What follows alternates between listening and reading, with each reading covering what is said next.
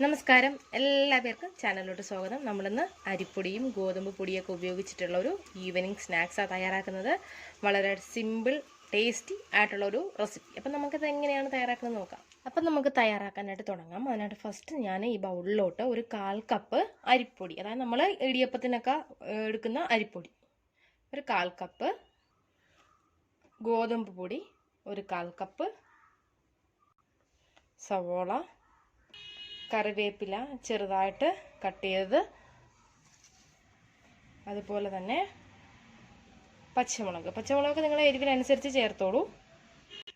ഇതിലോട്ട് അധികം പുളിക്കാത്ത തൈര് ഒരു 1/4 കപ്പ്. നമുക്ക് നന്നായിട്ടൊന്ന് മിക്സ് ചെയ്ത് കൊടുക്കാം.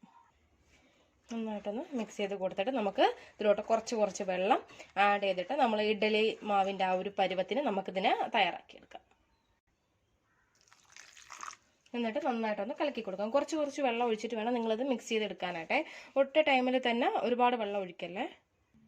ഇതാ ഞാൻ നന്നായിട്ട് മിക്സ് ചെയ്തെടുത്ത് വെച്ചിട്ടുണ്ട്. ഇനി നമുക്കിതിലോട്ട് ആവശ്യത്തിന് ഉപ്പ് ചേർത്ത് കൊടുക്കാം. ഉപ്പും കൂടെ ചേർത്തിട്ട് നന്നായിട്ട് ഇതുപോലെ ഒന്ന് മിക്സ് ചെയ്ത് കൊടുക്കണം. നിങ്ങൾക്ക് സോഡാപ്പൊടി വേണമെങ്കിൽ ഇട്ട് കൊടുക്കാം. സോഡാപ്പൊടി ഇട്ടില്ലെങ്കിലും കുഴപ്പമൊന്നുമില്ല, കാരണം നമ്മൾ തൈര് ചേർത്തത് കൊണ്ട് നല്ല സോഫ്റ്റായിട്ട് നമുക്ക് കിട്ടും. ഇതാണ് നമ്മളെ മാവിൻ്റെ പരുവം. കണ്ടല്ലോ, ഇഡ്ഡലി മാവിൻ്റെയൊക്കെ ആ ഒരു പരുവത്തിൽ വേണം എടുക്കാനായിട്ട്. അപ്പം നമ്മൾ ബാറ്റർ റെഡി ആയിട്ടുണ്ട്. ഇനി നമുക്കിത് ഫ്രൈ ചെയ്തെടുക്കാമേ. ഞാൻ ഓയിൽ മീഡിയം ഫ്ലെയിമിൽ ചൂടാവാനായിട്ട് വെച്ചിട്ടുണ്ട്. അതിലോട്ട് നമുക്കിങ്ങനെ കുറച്ചായിട്ട് കോരി ഒഴിച്ചു കൊടുക്കാം.